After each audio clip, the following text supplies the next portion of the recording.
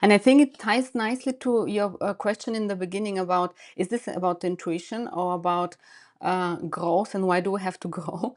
Well, we don't have to grow. We have to reconnect to the parts of ourselves that we have suppressed, ignored, Mm. or we didn't think they exist because we had the priorities on business for good reasons, right? Mm. Probably many payrolls depend on the one entrepreneur and founder.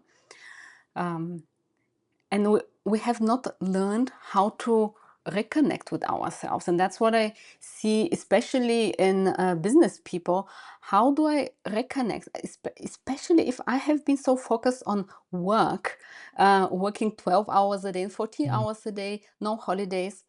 And at some point, the breaking point comes where people have to reconsider, and they're forced to reconsider. Dr. Diana Dimitrova, it is a pleasure to welcome you back to the Inner Entrepreneur podcast. Thank you so much for having me here. It's an absolute pleasure. I've been thinking about this conversation, and what my first question would be, and it's very simple.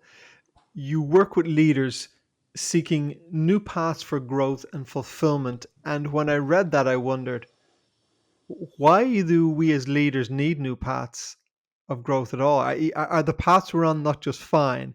And why do you think we need another route for fulfillment? What is it you think we're doing so wrong? Well, I don't know if wrong is the right word. We have become, as business leaders, very focused on a very narrow path, often. The path of analyzing, collecting data, making decisions, moving forward, taking risks, whatever. And this has led to us becoming a little bit single focused in our actions. And what I often experience and work with leaders is that they start realizing that they are not fully fulfilled in what they do on the one hand. On the other hand, they sometimes feel uncomfortable with the decisions they make. Not because they have a problem with a decision, but because they don't rely fully so much anymore on the data they receive. We live in a society where we are overcrowded with data, and still we know less and less. Yeah. So the growth means often coming back to ourselves and to the parts of ourselves that we have ignored all these years in Mm. climbing, in growing business, in focusing on the outside. So rediscovering these parts of ourselves we have forgotten. And I had experienced this firsthand in my own career and also in work with clients, how I have become so focused on certain things that I ignored the wide variety out there. And then I was really not open for that at all. So that's why I think grow is sometimes also inner growth. So you spoke about ignoring this yourself. What were the consequences of that? What was the experience of that, and what were the consequences of that? I had to make actually a trivial business decision years ago. And I thought I did everything right. I had done this for many years. That was nothing new for me, not challenging at all. I have collected the data, made my decision. But I felt strange. And of course, I used to ignore all these kind of feelings because who, as a serious leader, considers feelings, right? I'm saying it a bit ironically now. Mm. But at that point of time, I fully ignored that because I found it disturbing. And a month later, it turned out that the decision I made, that was actually nothing spectacular at that point of time, but it turned out really wrong. And it was impacting negatively other people, which was even more hurting for me. And that was the point where I started reconsidering what had happened in me that I felt difficult to grasp, Mm. unwell, but there was no rational, obvious point for that. I'm wondering, and I'm going to make a remark that I hope is not come across as sexist, but usually women are much better at being in touch with their feelings, even if they're in the I don't just mean mothers at home. I mean women in a corporate society, a corporate position, as you were. Often women are still very in touch with their feelings, and it tends to be men who've climbed the corporate ladder who have disconnected emotionally and they just make decisions. So I'm wondering what led you as an individual to be someone who was who it sounds like had become very disconnected from your own feelings, your own intuition, and your own emotions. So was there something in your past that led you? Were you always like that? At some point in time, did you disconnect? Yeah, I think I disconnected. I was not aware of that when it happened, obviously. As a Mm, child, I had very clear intuition, even though I had no words to name it as intuition. mm, But I was also very rational, and I excelled in mathematics and statistics and economics, and did a lot of analytical work and was working as a management consultant for so many years. And of course, that looks like analyzing a lot of data and mm, producing analysis. So through my work, without noticing, I had become disconnected from all these. I don't want to say feelings in terms of emotions, although it also can be, but mm, disconnected from my intuitive nudges. mm. I was So not aware of that at yeah, all. so are they two separate things then? Are you saying as a human being you were still emotionally connected with feelings, etc., but on a but disconnected from your intuition? Is that how what you're saying is? Yeah, as a human being, of course, I had all the variety of human Mm, emotions. At work, however, I was very much focused on mm, making a sound analysis and guide teams, complex data, and all these things that you do as a strategy consultant. So, mm, in these cases, of course, you cannot say, "Oh, my feeling is." You have to be very sound in your reasoning. And for sound reasoning, obviously, we needed all these analysis and data. And and I was not the only one. Obviously, that's kind of a sign of everyone who works in consulting and everyone who works in business in a way, I think. Probably not entrepreneurs, because entrepreneurs, in my experience, are much more in tune with their intuition. But people who work in corporate, yeah, very often. I see that very often. well, the thing about it is I work with a lot of entrepreneurs and I speak to a lot of entrepreneurs, and I think they, at some level, their intuitions can be very powerful, but on another level, they're equally disconnected from their emotions and from their intuition, and they often have an instinct. And an example would be, a conversation with a number of entrepreneurs recently, and a number of them admitted this that they've become so sure of their instinct and intuition that when crisis hits, that's what they trust. But the problem is they ignore everything else and they ignore everyone else. And so the downside to that as well. And also, again, I don't know if it's the same thing, but what I've also seen is that entrepreneurs who've become very busy, become very successful, end up being emotionally disconnected. Yeah, yeah. Yeah, I think emotional disconnection is like a disease we all at some point have in our society, not because we are bad human beings, but because we are human beings and we feel. And after we have struggled for a while, we build something like a wall around Mm, ourselves and we stop feeling so much. mm. Which is not a good way, by the way, of dealing with feelings and emotions. It's not a constructive way, and it never leads to a good result. Everyone who tried to suppress over years emotions know that at some point we get the bill for that. And I think that's the thing. You can't suppress emotions. You do pay the Yeah, bill eventually. Um, yeah, and emotions and intuition are different, but I think they're very, very closely connected. I think as you suppress one, you begin to suppress the other. But what's interesting about your own story is what I'm thinking is that you said as a young girl you were very intuitive, Um, but when you went into the corporate world, you learned that that wasn't how the corporate world operated. Yes. So you began to operate in a different. You began to operate in a different way. Now we need in business to analyze the data. We need to know the numbers. Is the challenge that we've become? I mean, where's the balance? I mean, where's the balance between trusting our intuition, our gut, and also going, well, we need data. Yeah, I think analyzing data is very nice. I love doing that. Yeah. Mm, And every time I overdo, I'm making a mistake. And mm, now I have come to a point where I have this awareness to realize that I'm overdoing with the data.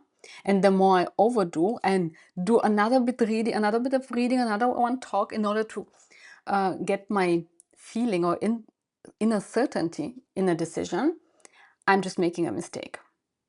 So looking for data is sometimes like a replacement for connecting to our own wisdom or truth or to what we know is right. And it's of course helpful, but it will in the most cases, not solve the situation. Yeah. No one, I think, if you go on a holiday and want to look for a hotel and start looking at 20,000 hotels, in the end you will feel lost, right? mm, Not more informed, you will feel lost. And that's what happens. We don't need the next AI tool. We need, in the next step, to connect to ourselves and to start recognizing, when do I have a very clear feeling for something, a very clear intuition, a very clear guidance? mm. And when do I feel a bit more open to a solution? And of course, it doesn't, we don't have to do it for the big cases that involve millions. We can practice on small things, in small situations. That's how we can train also our trust and our intuition that many of us have lost over the years. I presume our intuition can get it wrong. Uh, in my experience, after studying it for many years, no. No. Okay. But we can mix intuition with, for example, fears or some other programming or beliefs that we have. So you're telling me our intuition is never wrong? Well, it's like your inner guidance. So that's not wrong.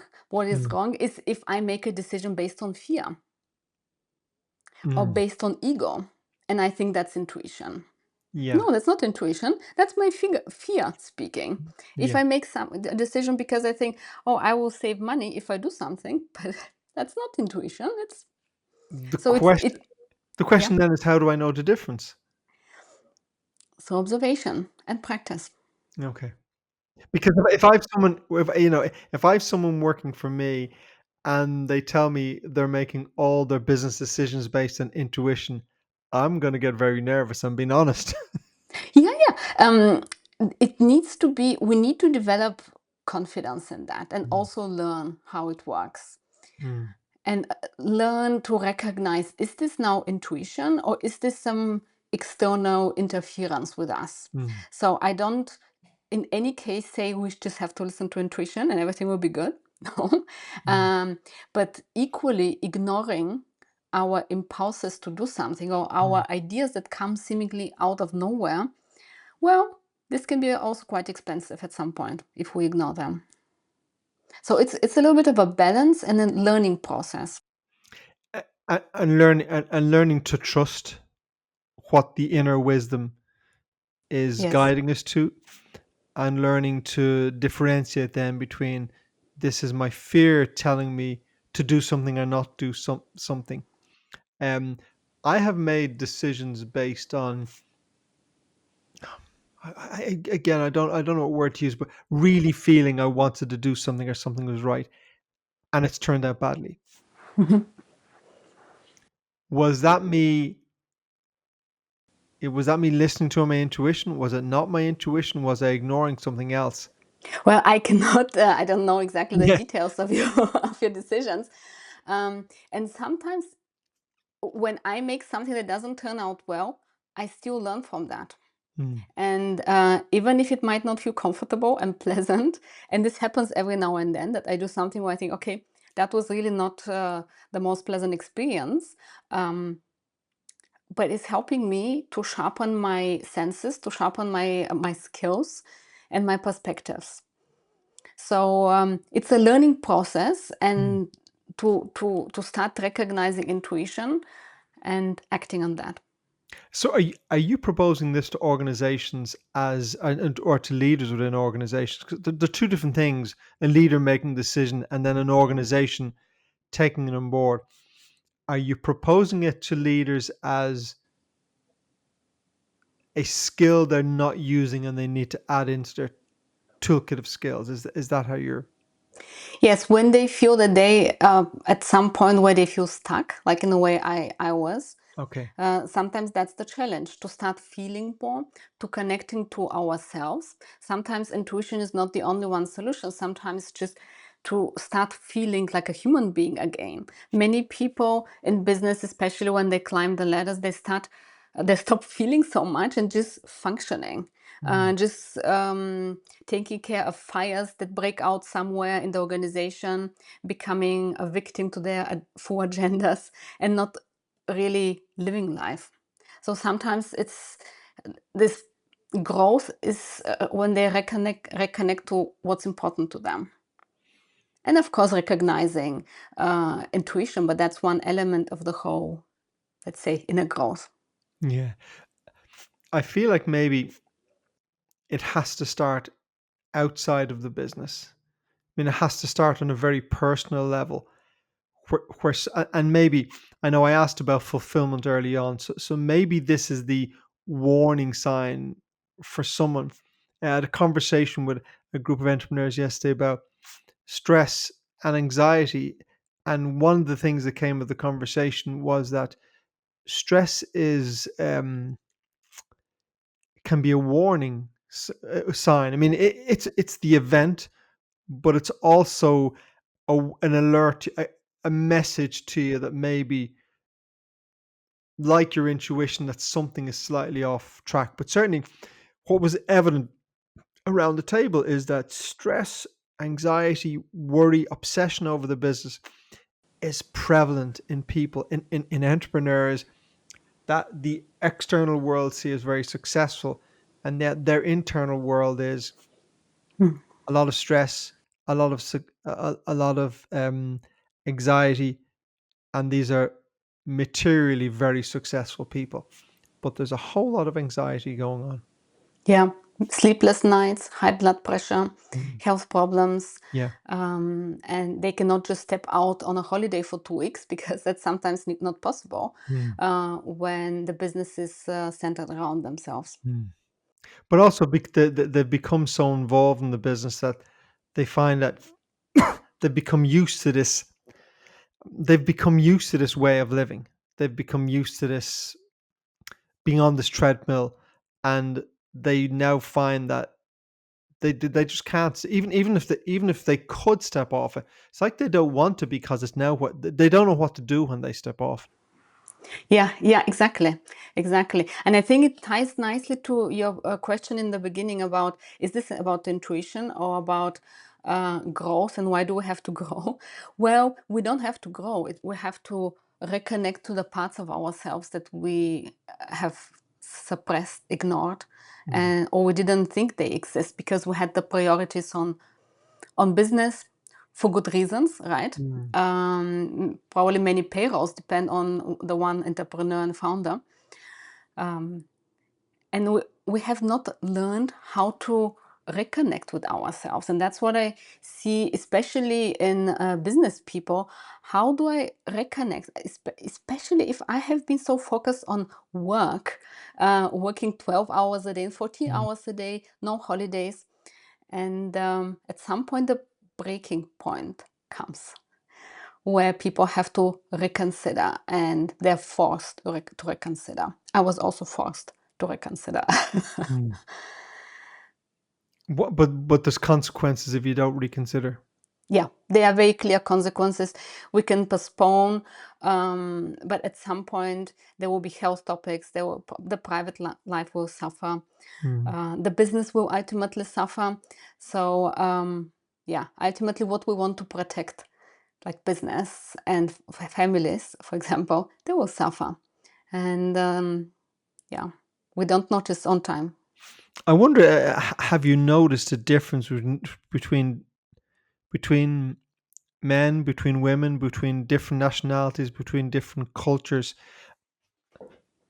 that have different views to business? Because I just again I witness so many people that I perceive and we perceive as successful, um, living living lives trapped in their businesses and trapped in their work. And by the way, we all need to make a living. There's no question about that. But I don't know. We just seem to, as a society, have prioritized that above all else, and it just leads to an empty life. Yeah, to an empty life and deteriorating health, deteriorating family situations. Everything at some point deteriorates, and not because we are bad, but because we didn't know how to set it up in a healthy way, Hmm. how to work in a healthy way, how to design our business in a healthy way.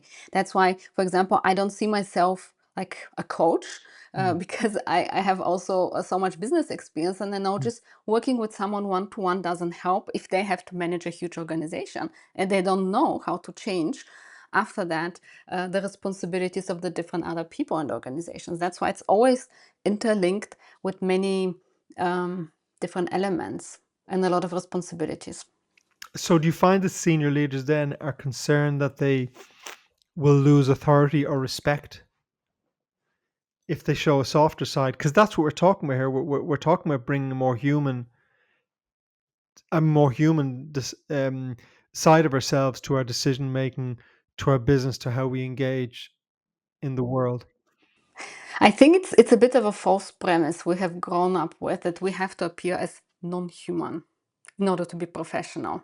And I have seen this so often. Mm. In one of my first jobs, I had a manager that was a big automotive company, global, and this manager was telling us about someone else who had to go to the hospital. His wife was giving birth, and he had to leave some very important committee meeting. Mm. And my boss, this manager, was saying, "This other person is so unprofessional." And I'm thinking, okay, interesting, Mm. because the baby didn't know what is the professional time to Yeah. come. And obviously, there are situations where we all have to act human. Mm. But we have grown to think that becoming inhuman, professional, we call it, is the solution. Well, it's not, because we typically lead organizations consisting of people and we sell products to people. And Mm. if I act inhuman, no one will relate to me. If I show my humanness every now and then in some curated way, people will relate to me much more. They will be much more willing to work with me because they see me as a human and not as a professional only. That's so polished that no one can Mm. relate to.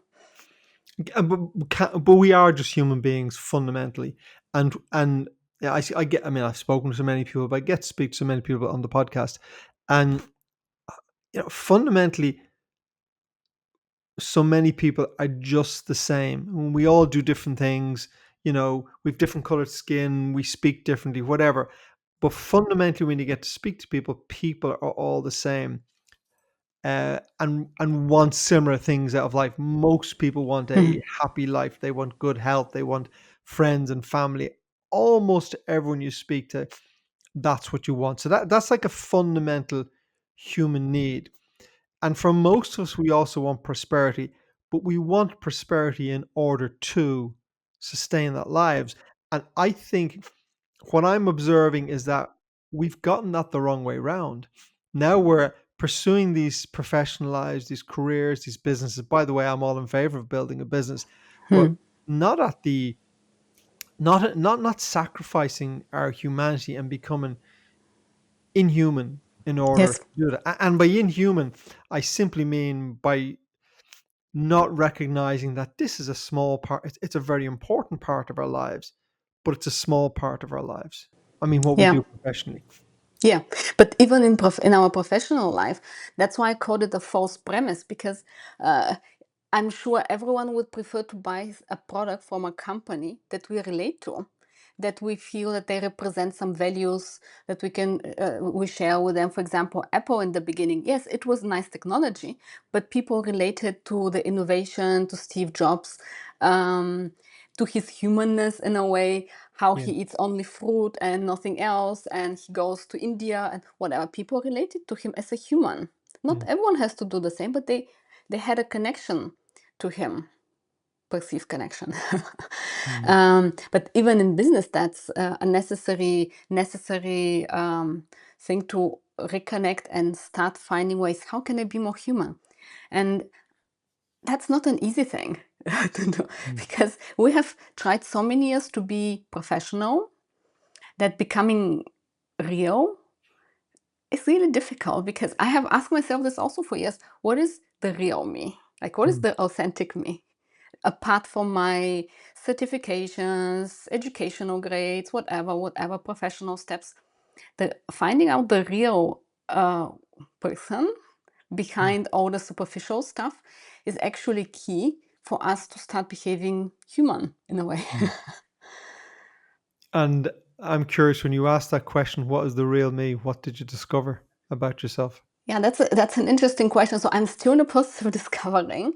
I don't think I will ever reach a goal in this. I think it's a process. Um, but I'm discovering that when I show myself as a human, people relate to me in a completely different way. And Mm, when I reflect back to my career, I had, for example, projects that were really, really successful, and some projects that were a bit more difficult. And the ones that were really successful, it was me as the human. And my real strengths, not some professional polished stuff, but my real strengths came to mm, life. And my clients wanted exactly these strengths, not my slick professional attire or something else, but mm, my empathy, sometimes even my ability to bring completely different perspectives to one table. People that don't talk to each other directly, and then at some point they start talking to each other in the leadership team and finding solutions.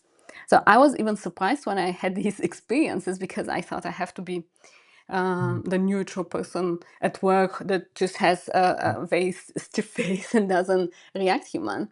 But these experiences helped me allow myself to show more of me. And actually, today I posted something on LinkedIn about feeling helpless. mm, Yeah, helpless. And I was surprised how many people could relate to that. mm, Um, and I was a bit worried, was this now a bit too raw and authentic to mm. say how I feel sometimes helpless? But people can relate. And with people, I mean also founders and senior business leaders. Yeah, I think we have this fear that when we express our vulnerability as human beings, which we all have, that we will look weak and we will look foolish. And my experience is the opposite. And I was in the US a while ago, and in a room, it was about 12 entrepreneurs, and we asked the question of all very successful guys, and we asked the question, um, what is the fear or feeling you're running from? And so this was at the end of a day, and there was a lot of honesty and openness in the room. And so we went around the room, and everyone said something different, but it all meant the same thing. So Mhm. fundamentally, everyone said, um, I'm running away from the sense that I'm not good enough, Mm, that I'm a fraud, that I'm not as successful as the world mm, believes me to be, that I am, you know, I don't have the talent. I'm lucky I stumbled across this success. And the interesting thing, everyone said something different, but the sense of all was the same. I'm an imposter. mm, Um, and It didn't surprise me, but I think what surprised me about it was that this is a room of entrepreneurs. This is a room of the that the world perceive, and there were some very successful people in the room. But it's interestingly how we define success and then how we perceive people, because Mm. they have expensive houses, they've big businesses, that what they've a lifestyle, and yet, and we see these people as very successful, and you get in this room where there's a degree of vulnerability, honesty, and maybe it's a safe space because they're all entrepreneurs in the room, and someone opens up, oh, I just feel like I'm an imposter, I'm going to be found at any day, and once that opens up, everyone goes, yeah, me too. And that suggests to me we have a world of people who fundamentally are running away from this sense of I'm an imposter, I'm not good enough, and we present something different to the world. But it's incredibly freeing when you sit in a room with people and you can admit that it doesn't matter how successful I've become. At some level, I still feel like I'm an imposter. Yeah. And what's the power of sharing it? Because everyone feels at some point freed, right? Did you, how did the people feel when everyone shared? My experience of it was profoundly connected, Mm. profoundly connected. And the interesting thing to me was because, you know, a number of the people in the room I know very well. And I mean, to me, I know them as incredibly capable, successful human beings. So my my knowledge of them is not surface. I mean, I know these are capable and Mm. caring, intelligent human beings, and it's it's a bit surprising when they admit this level of insecurity. And so the connectedness then is that when you then open up to your insecurity, you're opening up to people who also their view of you is that you are this successful person. And you Mm. realize that most of us, the world often views us better than we view ourselves. But so that was I suppose that was the to answer your question, the sense of connection. That gosh, this is the human experience, and therefore, if we if we sat in that room and stuck our chests out and talked about how great we are, there would be no connection in the room, Yes, because exactly. everyone knows this is bullshit. And hey, I can Yes. bullshit like the rest of them. I I bullshit. scaled my business. I bought a new business. Yeah. I'm really Hmm. successful. Yeah, super I am. Yeah, all this sort of stuff. And but there was a different sense. There was a sense of it was just a sense of real connection. And I hope that led us to when we left that room and re-entered the world. I'm hoping that we took with us some sense of back to what we said, some sense of our humanity. That I feel this. I'm not going to put it in you, say you feel this, but most people have this sense of, you know, I'm going to be found out because I'm not really good enough. I'm not really good enough to be doing this. Yes, yes, exactly. But I can fully relate to that, and I sometimes have to laugh about myself because earlier in my career I had so many scholarships. Like I Mm, had one scholarship from my university, I had a second one, then I had a third one, then I had a scholarship for my PhD. I worked with only large global organizations. Uh, and do you think I felt good enough?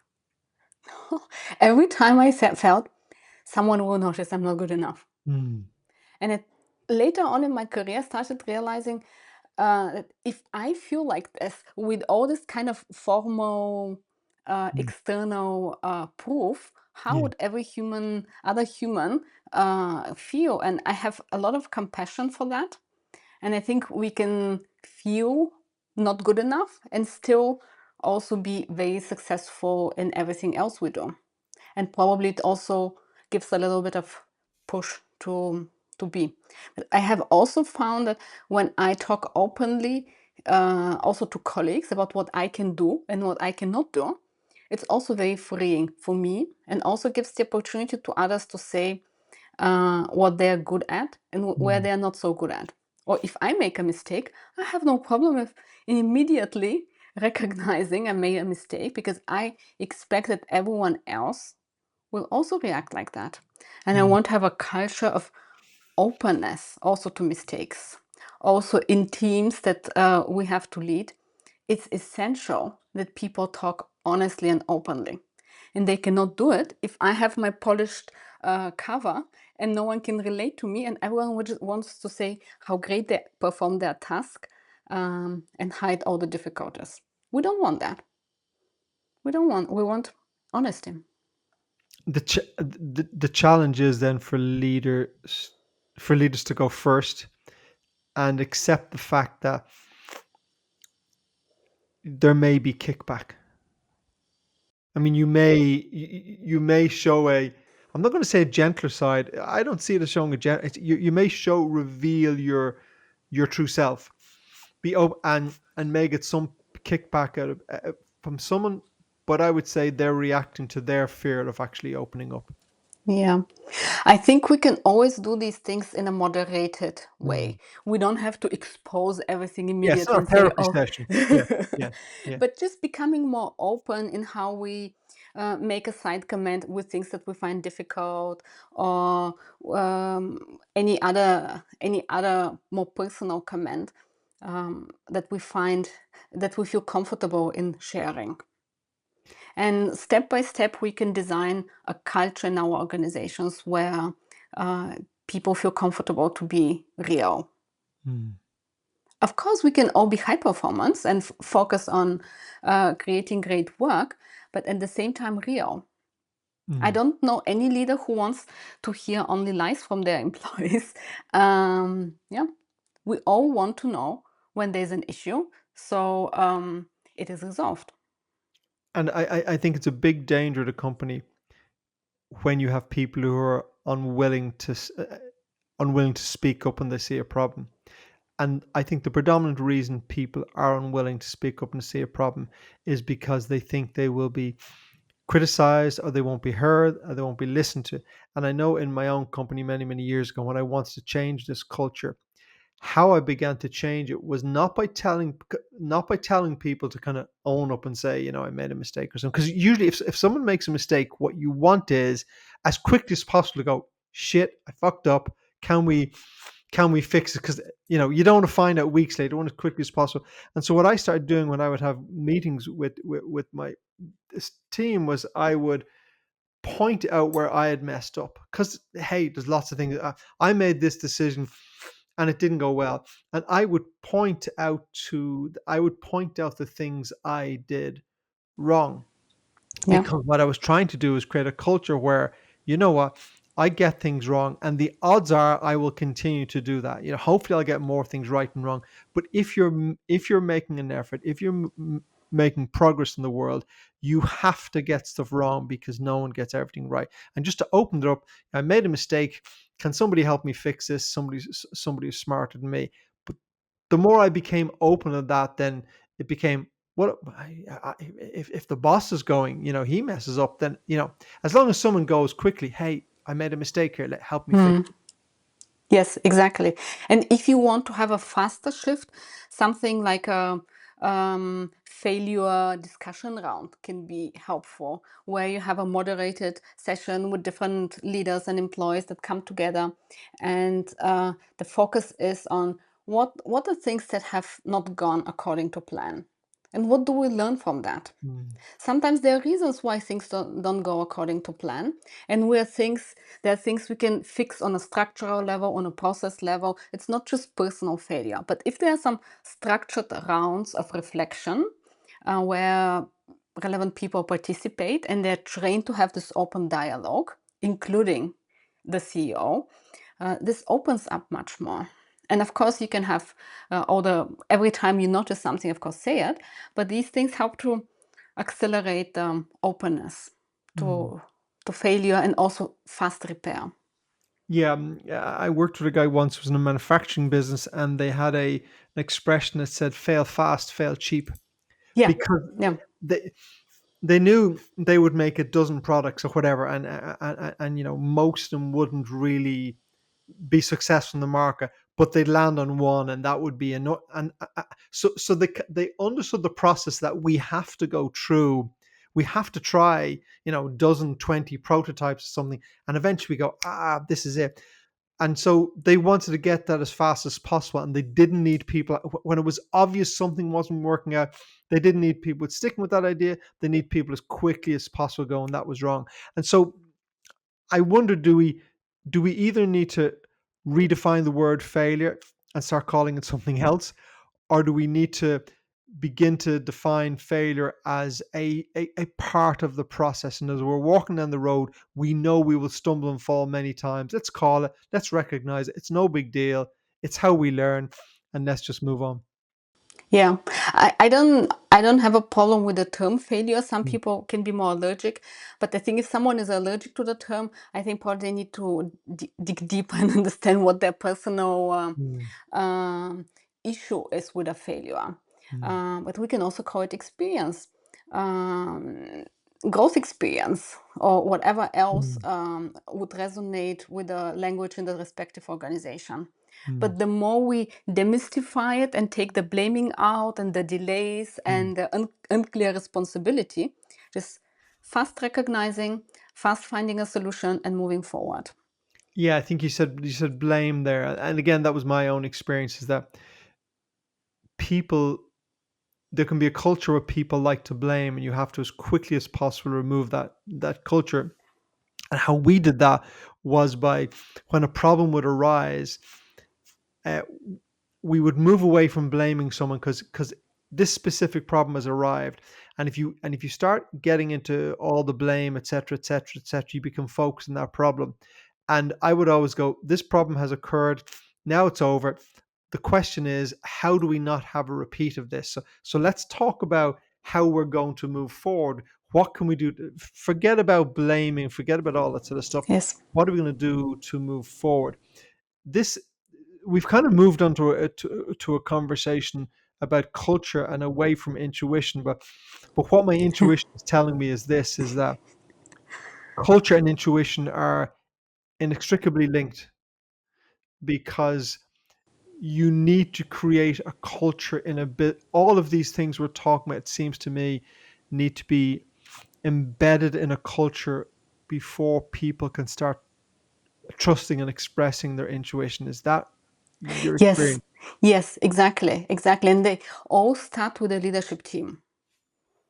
They all start that culture is ultimately shaped by the leadership team, right? That's not something the HR team or whatever else team is doing or some marketing person is doing. That's shaped by the leadership team in the way they behave every day. And if they demonstrate openness to failures, mistakes, or to sudden nudges of inspiration by people, that's amazing because Mm, they're enhancing their leadership capacity and they're becoming a bit more, I don't want to say future proof, but probably because it sounds a bit like a buzzword, but in the way they are. Because when we recognize faster things that can happen or opportunities, mm, we are much better prepared to move forward in our work. yeah. And recognizing faster what doesn't work well, that's been hidden somewhere because someone is fearing that they will be blamed, or recognizing some intuition and inspiration that we have to move to a new market and to a new product, but actually the data doesn't back it up. That's more a case of intuition. These are different parts of how we can enhance ourselves as leaders, to round it up. Yeah, well, what I find interesting is I don't really work with very large organizations, because that's not where my experience is. My more experience is smaller entrepreneur led businesses, and it always amuses me when I hear entrepreneurs, owners talk about the cultural problems within their business, because to me, the owner leader of the business is the culture, and they define the culture of the business. Now, you refer to the leadership team, but if there is an owner entrepreneur leader who is above that leadership team, Hmm. that person is defining the culture. And if when they sit in their meeting, there's this open engaging, human, intuitive environment, then they will feel comfortable and it will spread then through the organization. Exactly. And I think that's really important. It's probably easier in owner-led businesses because, which is where my experience is because then an owner can choose to make something different. If you Exactly. work in a very large publicly owned company, it's got to be much more. And I assume you've worked at many of those sort of Yes. organizations. Cultural shift there, into intuitive shift with leadership, is that extremely difficult in organizations of that scale? There are many more levers that needs to be considered and changed. Mm. And of course, it takes longer. I have worked with some really big organizations, and it takes much longer. And you need to really have holistic. I don't want to say the word holistic, but Why you would have you to not have want a to say wide that? approach. Here's it sounds so um, like a consulting lingo. But you need to have a larger view and Mm, see all the different levers that need to be addressed, how the leadership team operates, how they go down in the organization, demonstrate certain behaviors, how people do performance management, right? If you reward people only for sales and not for social skills and for collaboration and mm, for improving their work and minimizing mistakes, obviously they will focus only on sales and hiding everything else. mm. So there are many different levers that can be addressed in a bigger organization, but of course it's the same levers more or less in a smaller one. Just easier to address them when it's founder-led, Uh, owner-led. you speak about regenerative leadership. Can you explain to me what regenerative leadership is? Yeah. I came to this topic because I'm a really big fan of sustainability. Not in the way sustainability is considered nowadays in terms of some nice reporting, but in terms of how we are interconnected with others, with other organizations, with people, and also with nature. And that's not always on the agenda of every organization. Everyone wants to be sustainable nowadays because they want to score high on some metrics. Yeah. Uh, For the but shareholders, yeah. but that's a little bit short-sighted and a little bit yeah, not missing or a little bit missing the point of the whole thing. And regenerative is a little bit more the next level of sustainability, where we don't only want to keep nature as it is, but make sure that we undertake steps for regenerating nature, for rejuvenating communities, for rejuvenating ourselves even Mm, as people. Going away from these burnout phases, from these phases of feeling empty, because they relate to everyone. mm, Almost everyone working in some kind of organization is going, especially after Corona, through these feelings of, I cannot continue like that. I mm. need to regenerate, even on my small individual level. That's why sustainability is a nice effort, but we need to be a bit more ambitious and see how can we recharge ourselves, our organizations, and beyond that. So you're creating then a business that is a much more nicer place for people to work in, and those people will be much more productive, and you're ensuring that those people are engaged in their community and the sustainability of nature, etc., that of their impact on the environment. And when I hear all this, I'm thinking that if you have someone at the top, if you have a leader that is disconnected from themselves, from their own emotions and intuitive nature, they're just not thinking about these things at all because they're disconnected. And it's probably why we have so many disconnected companies and corporations. And if you get a leader who shifts towards this intuitive self, then all of these things seem to follow automatically from that shift to intuition. Yes, but it's a really important point that it starts with the leader on top. Yeah. They Yeah. need to recognize, they don't have to be perfect, no one is perfect, but they need Mm, to recognize for themselves the need that the way they are operating is not okay anymore Mm. for themselves and for the organization. And through AI, we get some additional impulses for that because we know, okay, we definitely cannot continue in the way we have operated. Uh, we need to make some fundamental changes on many places. And that's an additional push also for the regenerative topic. So how is AI pushing us towards that? Well, in the past, people became successful because they had experience and knowledge. Mm. That's not going to work anymore. Because the AI has more experience and more knowledge. I have I have played a lot with different AI tools and asked them questions for topics where I have a lot of experience, Mm. and they give me really nice answers. Mm. And I know, for example, there are even consulting firms that are significantly reducing their staff. I don't think this is the right approach, Mm. though.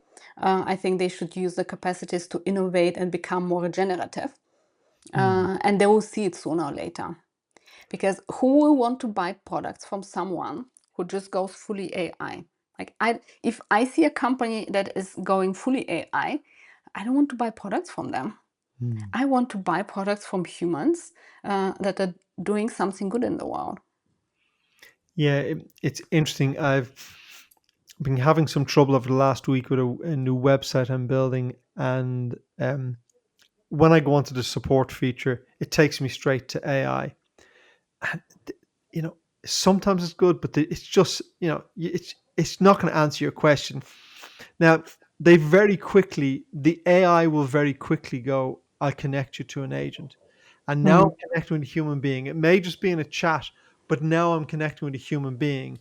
And mostly that human being then takes me to resolve the issue, and AI cannot. But when we look back at the AI world, if all I bring is my knowledge and my experience, then AI can replace me.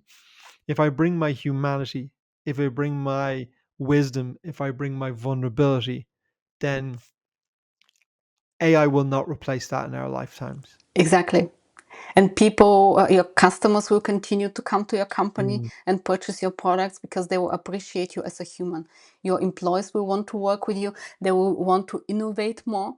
They will feel freer because you're a real human being. Yeah, I mean, we started out this conversation talking about intuition, and that was what drew me to the conversation. And where it's ending, and I think the theme of the whole conversation has been about as leaders and within organizations just becoming more human. And the Yeah. more human we come, the more we will lean into our intuition because it's part of our humanity.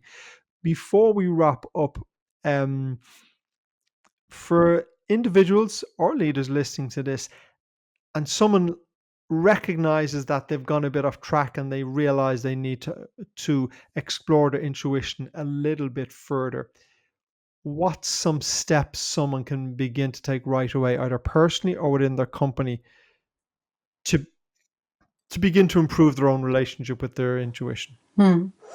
Yeah, very, very good question. One of the things I have found very helpful over the years is to reflect on how I make decisions when I make decisions. Sometimes I read a lot, I talked a lot to people. How do I really make successful decisions after that? How is my decision making really going? Also in retrospective.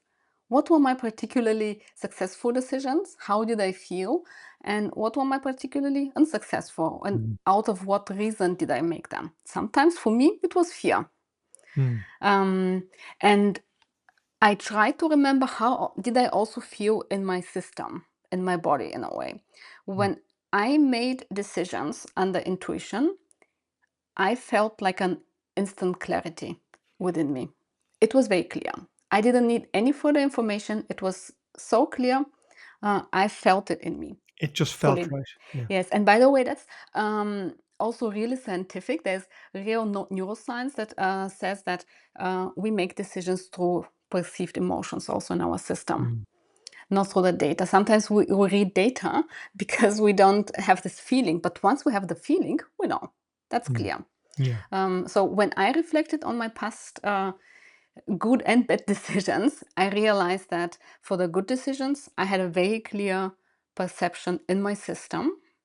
Sometimes I had an inspiration, an idea that, however, never came when I was staring stressed on my computer, needing an idea or an inspiration. Yeah. It came when I was going for a walk, when I was having a Mm. shower. That's, by the way, also backed by science, because we're in a completely different brainwave state when we're in these more relaxed states. And that's when the guidance comes. When I need an inspiration how to approach a topic, that I woke up at 5 to meditate, and I had immediately an inspiration about something that I have been struggling with to find Mm. a grip on a topic. Mm. It came out of nowhere, and I knew, okay, that's my intuition speaking to me in this moment. Mm. So reflecting on our past decision processes is important just to recognize how these patterns have functioned for us. Did the body feel constructed? Did it feel expansive and light? Did it feel like a firm knowing? How did it feel? And for people, it sometimes can feel slightly different. So it's important to recognize.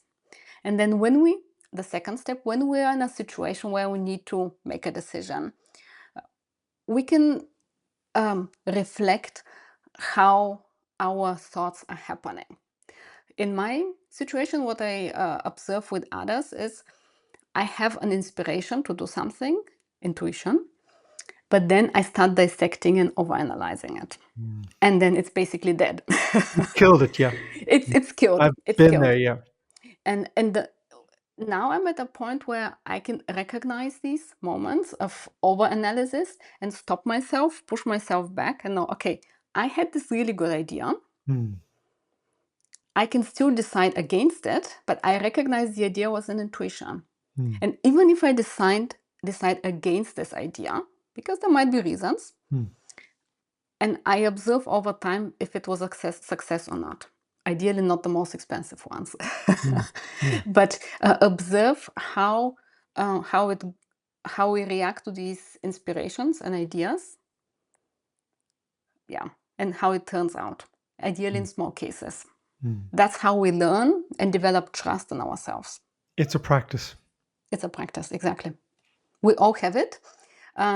No one doesn't have it. We all have it because it's a human thing. It's like breathing. It's in all of us. We just have unlearned it. And we need it. I'm going to say it's like the old expression, like fitness, use it or lose it. Yeah. Yeah. And a lot of us, we haven't used it, and so we've lost it, and we need to get back out there and start using it again. Yes. And it's not like a nice option or idea or hobby. For Yeah, many of us, it becomes absolutely necessary I agree. because it's so difficult to operate in this world with constant changes everywhere, pandemics, Mm. wars, Mm. shortages, climate change. It's Mm. very difficult to operate and to know what will come. Mm. So we need to develop this trust in ourselves or redevelop it Mm. and learn in a safe way how to develop this trust. And let it guide us through our lives. Yeah, and our work and our businesses. Mm. Because it's not possible to ask AI for that. AI will provide us with 20,000 informations and ideas, but it's up to us to make a decision. Mm. Dr. Diana, Dr. Diana Dimitrova, it's been an absolute pleasure. Thank you so much for your Thank you time so and much. your wisdom. Thank you. Thank you. Thank you for having me.